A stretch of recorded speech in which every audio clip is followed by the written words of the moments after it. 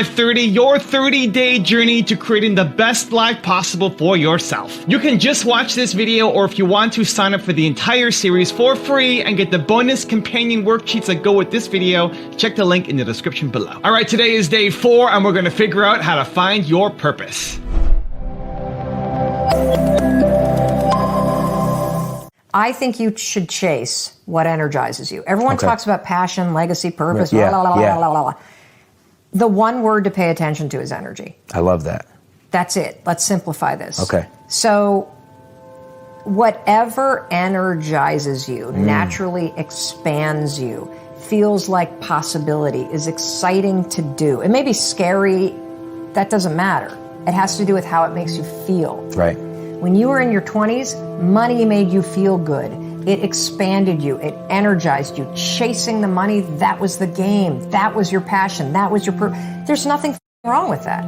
Nothing wrong with that. And I particularly want to say that to the women that are watching. Yeah, hell yeah. Because it is socialized into women not to chase success like that, not to go after the money. And so if what energizes you is amassing wealth, go for it. But and the reason why I say that is because people talk about the word passion or purpose. Right. And the truth is, it's not a person, place, or a thing. It's not. It is the feeling of being expanded and energized. Right. If you're pursuing your passion, it means that you wake up every day and are energized. So instead of trying to think, what's my purpose? What's my passion? What's my purpose? What's my passion? I don't know. Yeah. Instead of thinking like that, I want you instead to ask yourself, what could I do today that would energize me? What energizes me? If it's making money, figure out how to make money. Right. If it is making a difference, figure out how to make a difference. It could be in any single shape or form. But if it energizes you, that's what you need to follow. And what happens is that passion also, because it's energy, it dissipates over time. Because when you first start making money, it's thrilling. Yeah. Thrilling. There is nothing more exhilarating than making your first million. Yeah. Nothing more exhilarating. Yeah. But what happens is once you learn how to do something once, you can do it over and over again. And so it starts to become routine, which means it's no longer energizing. Right. Which is why every entrepreneur out there goes through the mode of chasing the money, and then you hit the money that you need to make, and then you're like, I'm not fulfilled. What's my purpose? I don't know what to do. Yeah, I went through that. I need to find the way. Everybody does. Yeah. And it's because you were energized by the money, and now you're not. Yeah. Now you got to be energized by the next thing. I'm wondering what would be the single most valuable piece of advice you'd give us to even attempt to create some of the value that you guys have done in both your very impressive companies.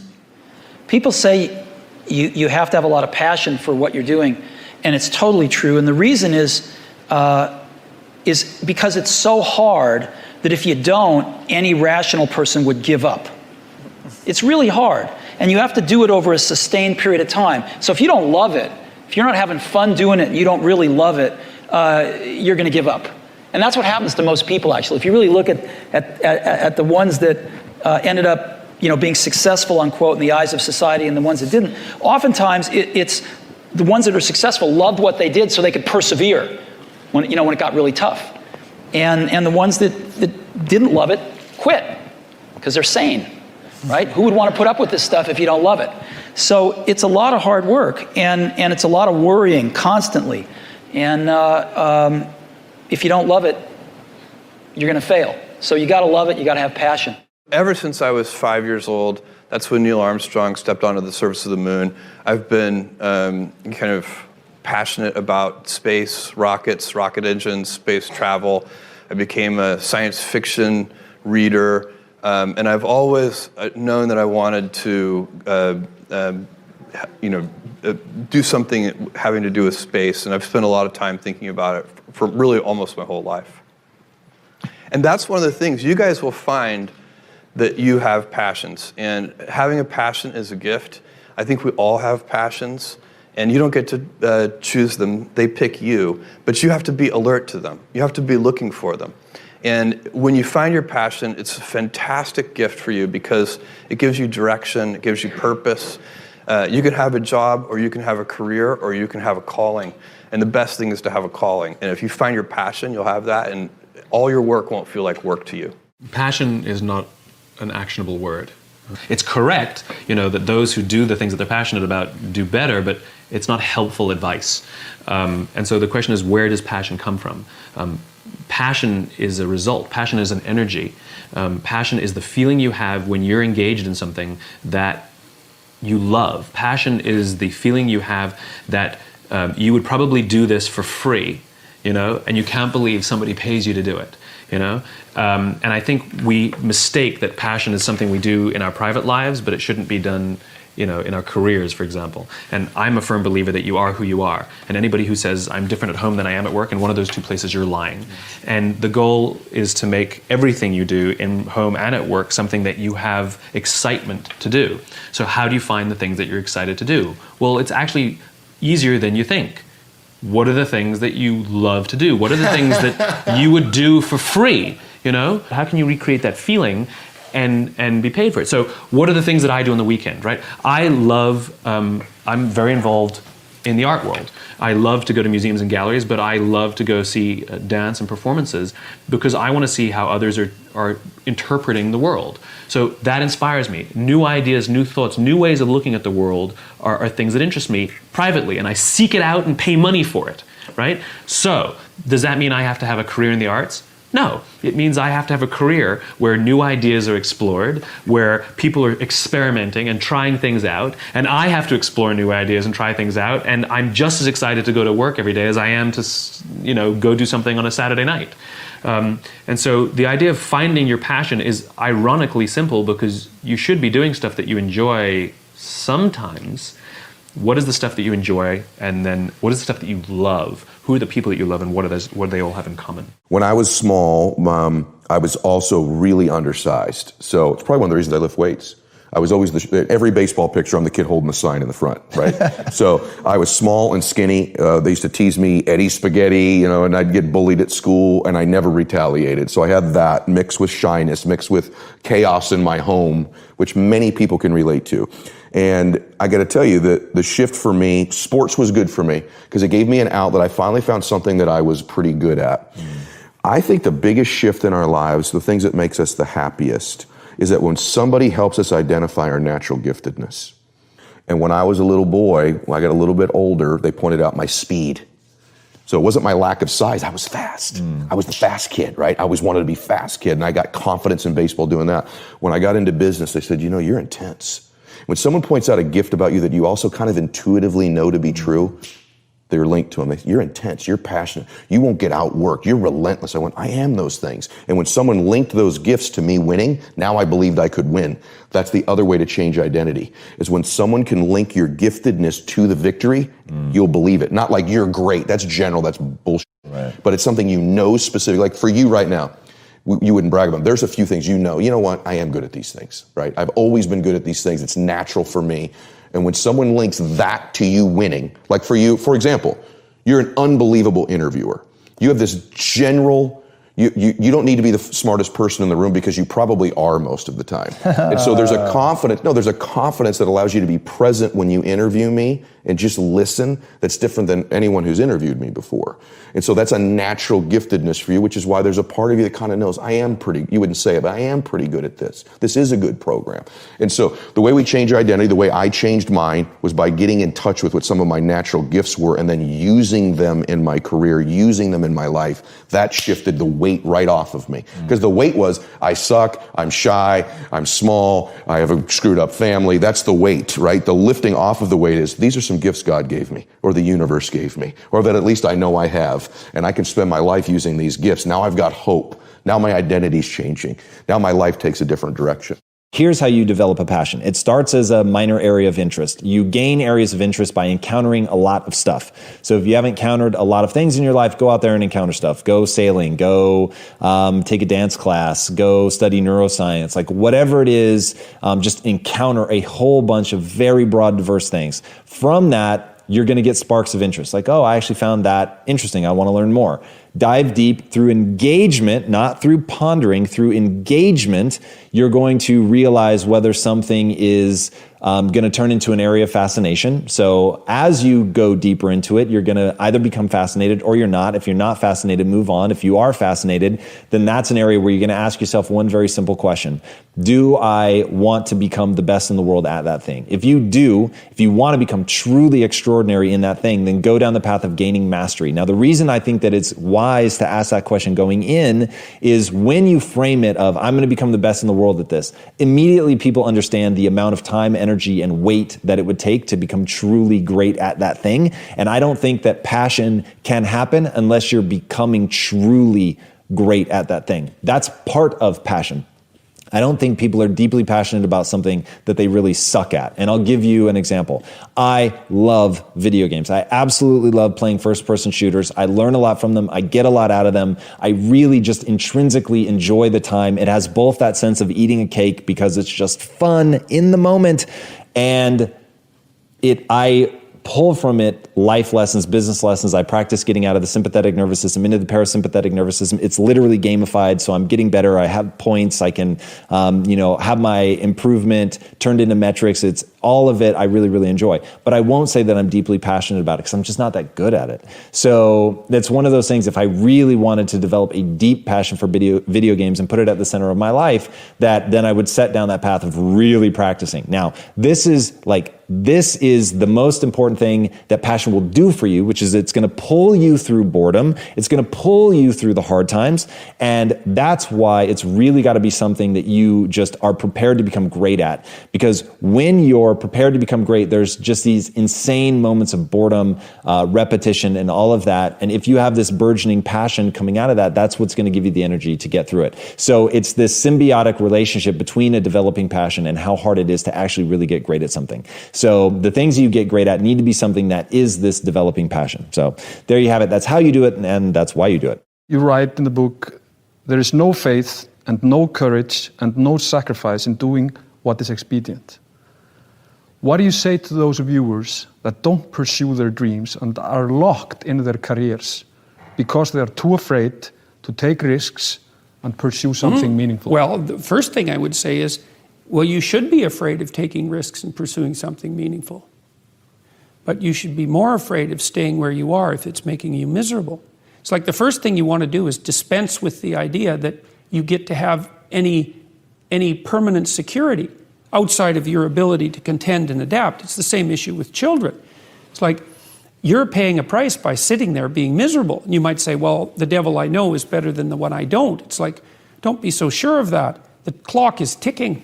Yeah, and if you're miserable in your job now and you change nothing, in 5 years you'll be much more miserable and you'll be a lot older.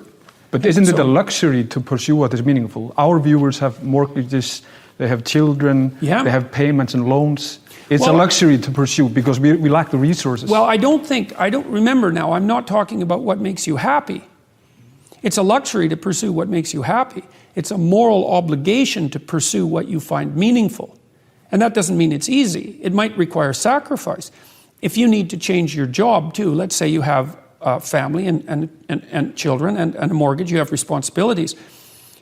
You've already picked up those responsibilities. You don't just get to walk away scot-free and say, well, I don't like my job, I quit. That's no strategy.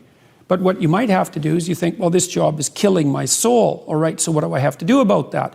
Well, I have to look for another job. Well, no one wants to hire me. It's like, okay, maybe you need to educate yourself more. Maybe you need to update your curriculum vitae, your resume. Maybe you need to overcome your fear of being interviewed. Maybe you need to sharpen your social skills. Like, you have to think about these things strategically. If you're going to switch careers, you have to do it like an intelligent, responsible person. That might take you a couple of years of effort to do properly. I've dealt with hundreds of people in my clinical and consulting practice, and we set a goal, we develop a vision and work towards it, and things inevitably get better for people. So it's not a luxury, it's difficult. It's a moral responsibility, and it isn't happiness. It's not, the pursuit isn't for happiness. It's a moral responsibility to pursue what is meaningful. Absolutely. I just can't explain to everybody like clearer when you figure out who you are and do all that, you win. If you're great at painting, paint and hire a partner to be your salesperson. If somebody at 20 years old made me their business partner as a painter, they'd be the most famous painter in the world. Yet, most painters wanna be the salesman and businessmen and women as well as the painter, and there's a problem. 85% of painting, 90% of people that are great at painting are artists and don't have the DNA to sell, and vice versa. All my sales friends and business friends that want to start all these businesses around something creative, I have bad news for you, Joel. You know, you can be a great salesman, but your pottery sucks. And so that's that. So like, and it's, that's a very funny analogy for the following. Figure out who you are, don't apologize for who you are, and then become even greater than you naturally are at what you are. I think too many people give a shit what other people think about it as well. Well, that's the whole game's broken because everybody's too tied up into other people's opinions. I only care about my opinion of myself. And I care what my mom and wife and kids and the world think, just not as much as I care about the way I think about myself. And that's it, just that slight advantage. And I think most of you care more about what other people think than what you think about yourself, and or you actually don't feel good about yourself, right? The thing that made me smile, when you just introduced me, you said, I'm one of the most motivational people in the world, comma, and everybody I know that's met him said he's the nicest guy. There's no comparison to the better feeling of people that have actually gotten to know me say that versus millions, hundreds of thousands, tens of thousands thinking I'm the coolest. And that's it. I mean, that's it. And that's why it's easy for me to feel good about myself, right? And so I think a lot of people need to start with themselves. Maybe the reason they don't have more confidence in themselves or care about their opinion about themselves versus others is because they know they're doing things they don't like. So they need to work on that. I get offered and emailed 5,000 different requests for podcasts and shows, and what I think my friend here, let's see his name, Evan, Bo, I'm sorry, Evan Carmichael introduced me to Bo. What Bo has figured out is time is the asset, and so if you want Kevin Hart or The Rock or Beyonce or Ja Rule or Richard Branson or Tony Hsieh or Sheryl Sandberg on your podcast, maybe you should start the 120-second podcast. And then you gotta be creative and try to figure out how you get, maybe you create the one question video show. That's it, the whole show's one question. Promise you, a lot of people that you want as guests, if they see in the headline, I just need 4 minutes of your time for the one question show, a lot more are gonna say yes than, can you be on my podcast for an hour and a half? A brain tattoo I love sharing with my audiences is this one. A job is only just a job if you see it as a job. And so, why would you lose the opportunity to leverage what you do every day, to grow your happiness, to grow your energy, to allow you to release more of your talents into the world, to allow you to help more people? Why would you miss that opportunity by falling into the trap of thinking, this is just my job. I'm just getting up in the morning, working 9 to 5, going down to the coal mine every day. And you could say, well, Robin, this doesn't apply to me. You know, I just have a ordinary job. Well, I've got to tell you, I've met taxi drivers who feel their work is incredibly meaningful. I mean, I was at LaGuardia and I remember, you know, being in a taxi cab and the man had this white shirt and his cab was perfection. And I said, you know, your attitude is great, your passion is awesome, your cab is perfect, you've got this fresh newspaper for me to read. What is your psychology that allows you to do this? And he said, Robin, this is not a dirty job. It's an important job. I get to make a difference. I remember being in Johannesburg, meeting the janitor in the Johannesburg men's room, or WC, who worked like he was the Elon Musk of what he did. He worked like Pavarotti sang. And so my point is simply this, it's really your choice as to how you will view the work you do every day. And even in the most quote unquote ordinary of work, you can find gold. And if you connect with the gold, you connect with the meaning. And if you connect with the meaning, you connect with your talents. And if you connect with your talents, you connect with the best within you. And if you connect with the best within you, you go to work every day and you are this shining star of world class, and you become the Picasso of your industry, and everything else takes care of itself. Once you know your purpose, your direction is clear. There will be no confusion.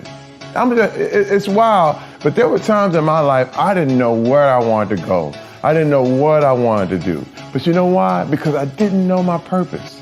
I had no idea what I was supposed to do. I remember retiring from the NFL, and I was like, I'm too good to go out there and get any job. But my purpose was to take care of my family. But I was sitting up on the couch. You know what? It's all gonna be good. It's not a problem. I'm telling you, it's shameful. It was shameful. And I remember us running out of money, and I have to dig in the couches and try to find money for milk for my kids. And I was missing my purpose. I was in confusion. And one day my wife came to me, she said, honey, you need a job. I'm like, you know what? I can't just go out there and do any job. I was in the NFL. You know that. And she said, well, you know what? I don't care that you're in the NFL. We need some milk. We need to eat. We need gas. What are you going to do? And my first job, I remember I was humbled so low. My first job in LA, I went to a place called Labor Ready. And I showed up at 5 in the morning, and there were ex-cons, there were drug addicts, there were all kind of people there, and they would give you a job for the day for 8 hours. And I remember making $8 an hour for 8 hours, and they would send me all over. They would say, you got a car? I was like, yeah, I got one. Well, you're gonna go over here and you're gonna work in this factory. And I remember grabbing that broom, picking it up, and I started sweeping. And I remember feeling lower than low. I was like, man, and again, here comes the pity party. I was in the NFL. I knew I was running around with big stars. I was doing it, making money, doing all this stuff. And here I am sweeping the floor. And it was horrible, and I felt miserable. But then all of a sudden, something happened. As I was sweeping, I started to realize that I was doing something about my situation.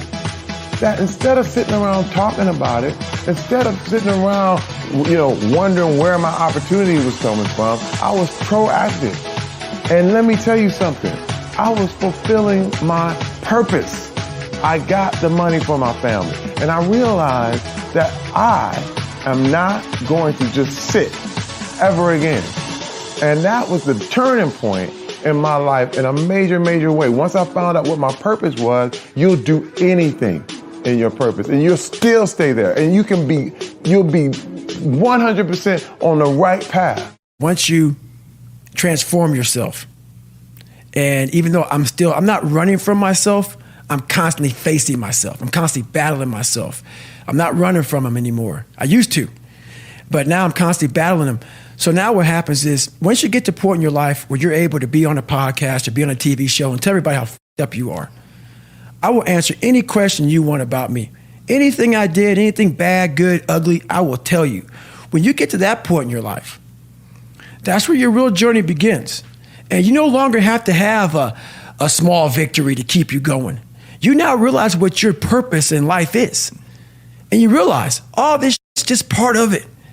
But at first, you need all these different tactics to keep you going because you haven't figured it out yet. Once you figure out that you're in a race amongst billions of people that live in this world, you're in a race by yourself.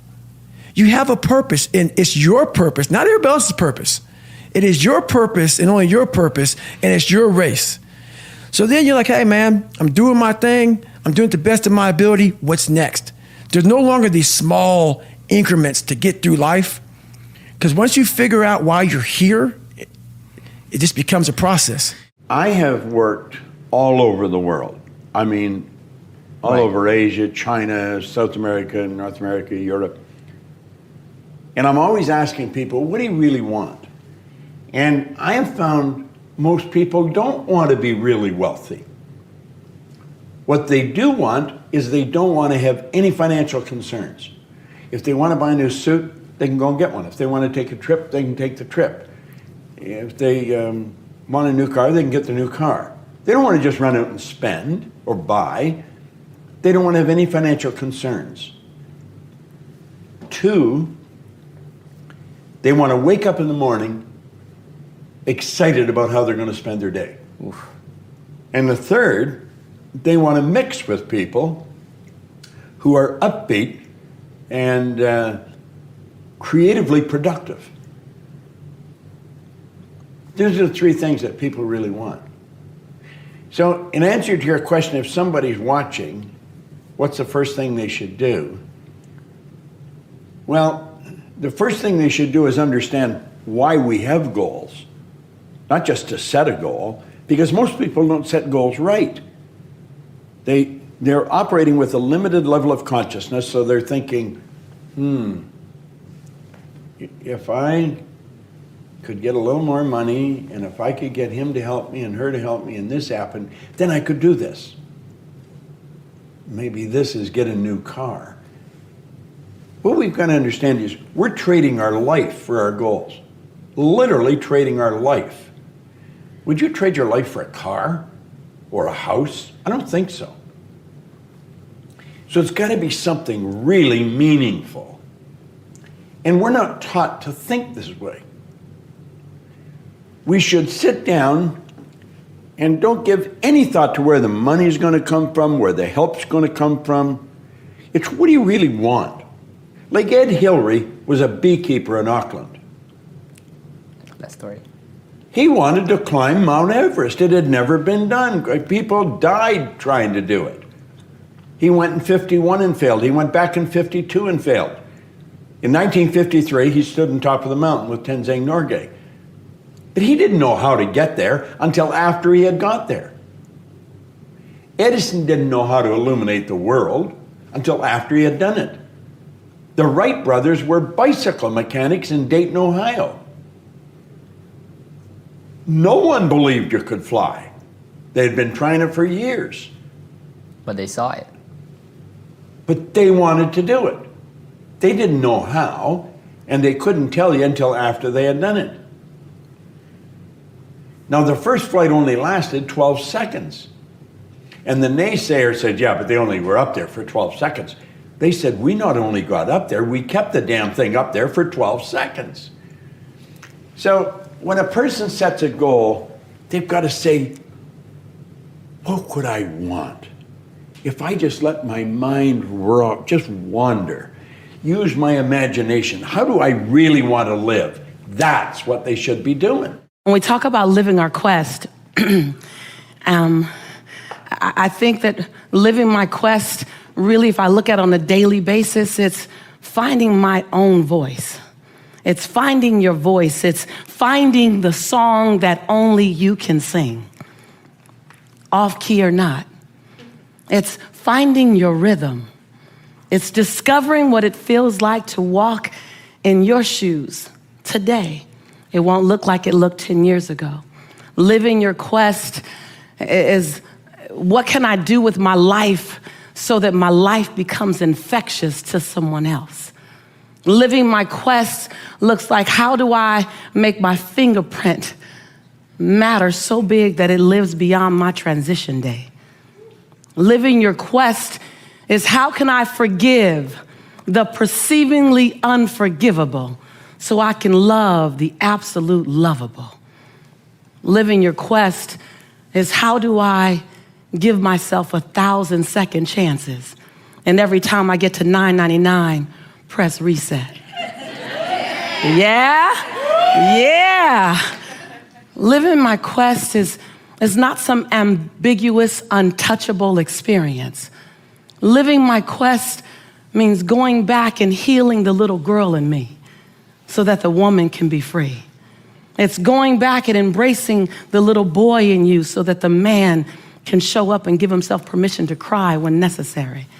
Living your quest is not something that you can't touch. It's not something that requires a stage or lights or cameras. Living your quest is being complete and content with who you are in the dark of the night. So who you are in the middle of the day is all right. Living your quest is as simple as it is complex. Living your quest is about giving yourself permission, say permission, on a daily basis to become the next best version of yourself.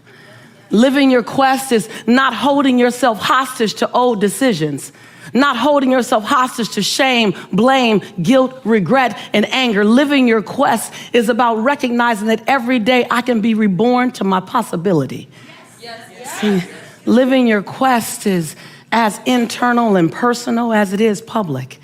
Living your quest is about recognizing that you have brilliance in you and not being willing to dim your light one more day.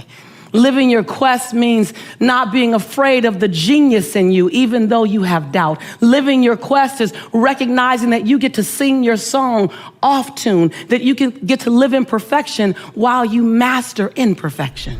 Now I've got a special bonus clip that I think you're gonna enjoy, but before that, it's time for the Best Life 30 questions of the day. It's not enough to just watch a video, you have to do something. So pull out your worksheets and answer these questions, and if you don't have the worksheets and you want them for free, check out the link in the description below. Question number 1, what is your strong why? Number 2, what are your gifts that you need to get more in touch with? And number 3, how will you be more strategic with your actions? And if you are doing the Best Life 30 challenge with me, put a hashtag BestLife30 down in the comments below so we can celebrate with you. Finding your purpose, guys, is not that difficult.